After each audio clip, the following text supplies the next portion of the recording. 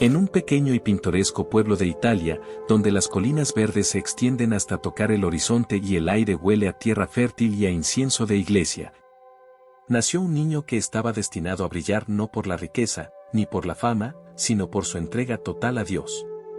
Su historia es la de una transformación radical, un viaje que lo llevó desde las comodidades de una vida privilegiada hasta la profundidad del sacrificio y la fe absoluta. Su nombre de nacimiento era Francisco Possenti, pero el mundo lo conocería como San Gabriel de la Dolorosa. Francisco nació el 1 de marzo de 1838 en la histórica ciudad de Asís, cuna de San Francisco de Asís. El santo que siglos antes había renunciado a su riqueza para entregarse por completo a la pobreza y al servicio de Dios. Quizás fue solo una coincidencia, o tal vez un presagio del destino que lo aguardaba. Su familia era una de las más respetadas del lugar. Su padre, Sante Possenti, era un distinguido gobernador que servía a los estados pontificios con honor y disciplina, y su madre, Agnese Friciotti, pertenecía a una noble familia italiana. Desde su nacimiento, Francisco creció rodeado de privilegios y cultura. Su casa era un espacio donde se respiraban los valores cristianos, pero también el refinamiento intelectual y social. En su hogar, se hablaba de política, literatura y filosofía, y se cultivaba la importancia de la educación.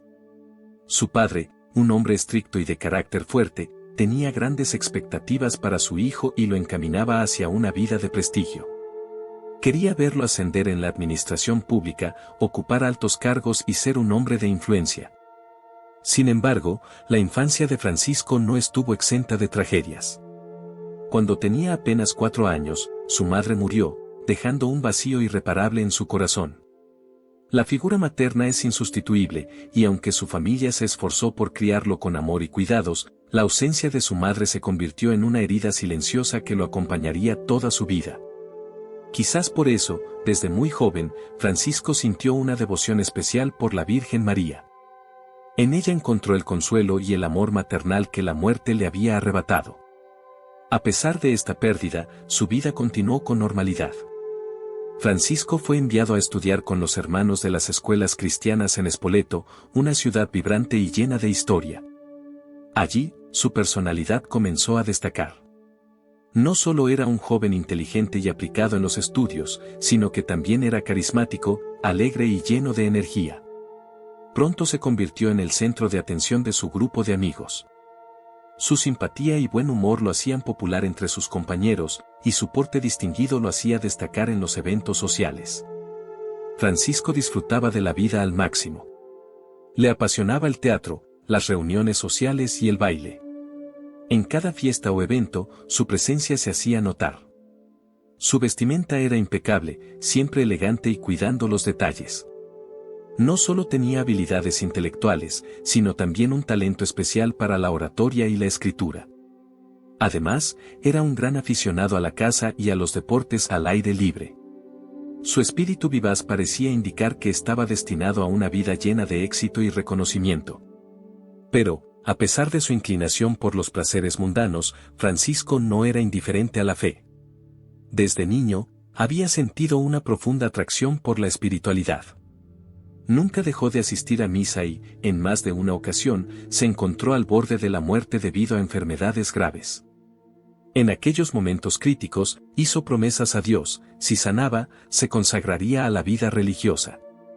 Sin embargo, una vez recuperado, volvía a sus fiestas y diversiones con la misma intensidad de siempre. Esta lucha interna se hizo cada vez más evidente con el paso del tiempo. Francisco vivía en un constante vaivén entre el deseo de entregarse a Dios y el atractivo irresistible de la vida social.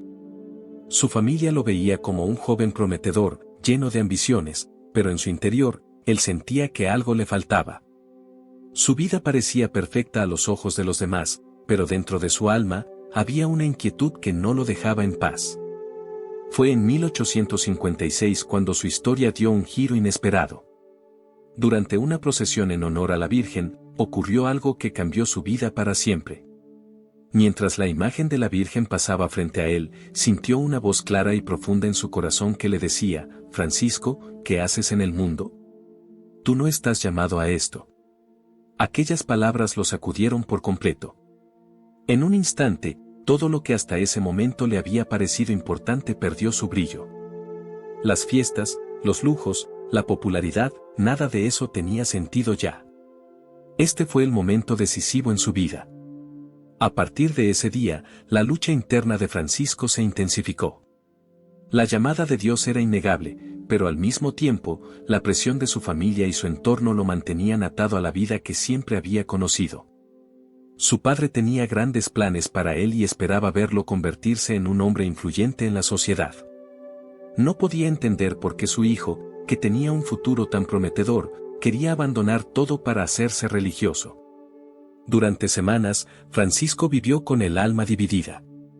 Sentía que Dios le pedía algo grande, pero le costaba desprenderse de todo lo que había construido hasta ese momento. Sin embargo, su determinación crecía cada día más. Finalmente, llegó el momento de tomar una decisión definitiva. Con valentía y firmeza, Francisco anunció a su familia que dejaría todo para ingresar a la Congregación de la Pasión, más conocida como los Pasionistas. Este fue un acto de valentía y sacrificio. Abandonar su hogar, su estatus social y todos los placeres del mundo no era una decisión fácil. Pero Francisco lo hizo con la certeza de que estaba respondiendo al llamado más importante de su vida. En 1856, con solo 18 años, ingresó en el noviciado de los Pasionistas en Morrovalle. Allí tomó el hábito y adoptó el nombre de Gabriel de la Dolorosa, en honor a la Virgen de los Dolores, a quien siempre había sentido cercana en su vida. Su entrada en la vida religiosa marcó el inicio de una transformación profunda. Lo que antes le parecía imposible, una vida de oración, penitencia y entrega total a Dios, ahora era su mayor alegría. Pero este solo era el comienzo de su camino. Aún quedaban muchas pruebas por delante, desafíos que pondrían a prueba su fe y su fortaleza. En el monasterio de Morrovalle, la vida de Francisco, ahora conocido como Gabriel de la Dolorosa, cambió radicalmente. Dejó atrás los lujos, la ropa elegante, las fiestas y la vida social que tanto había disfrutado, para abrazar una existencia de humildad, oración y sacrificio. Aunque el cambio era extremo, no hubo en él nostalgia ni duda.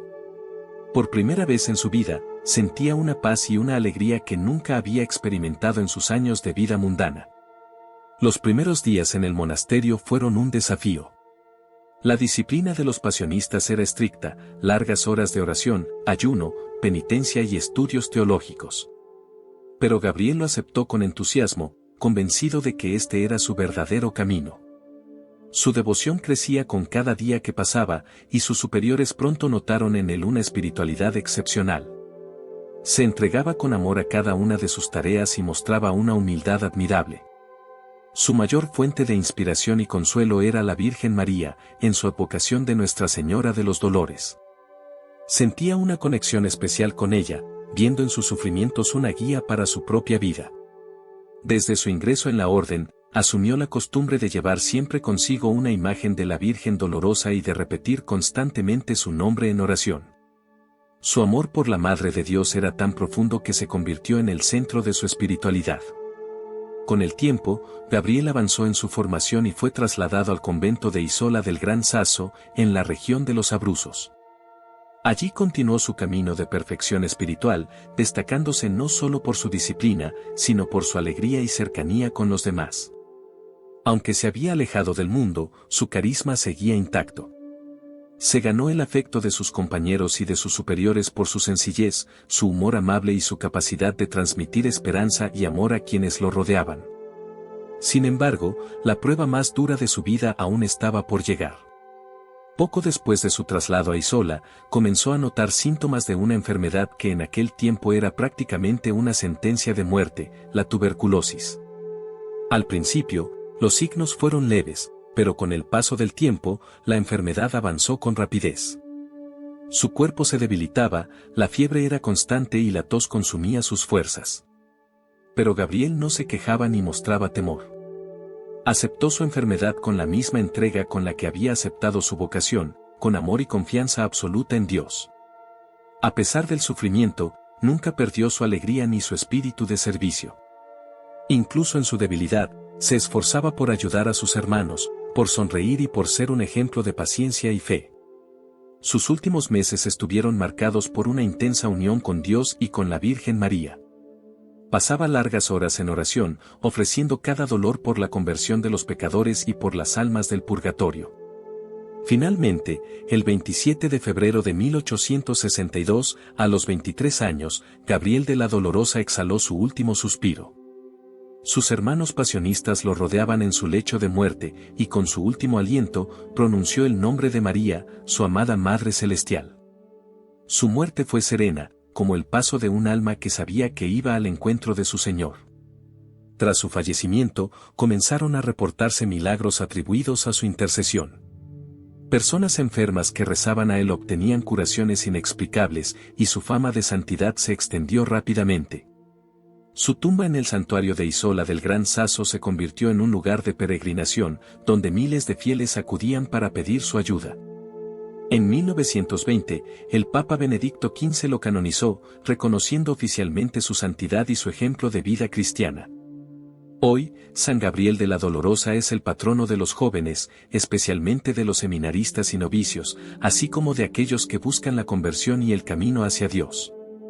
La vida de San Gabriel nos enseña que la verdadera alegría no se encuentra en las riquezas ni en los placeres del mundo, sino en la entrega total a Dios. Su historia es un testimonio de cómo la gracia puede transformar incluso a los más despreocupados y llevarlos a la plenitud de la fe. En La Voz de los Santos, queremos seguir compartiendo historias como la de San Gabriel, ejemplos de vida que nos inspiran a vivir con amor, entrega y esperanza. Si su historia te ha tocado, te invitamos a suscribirte a nuestro canal y ser parte de esta comunidad.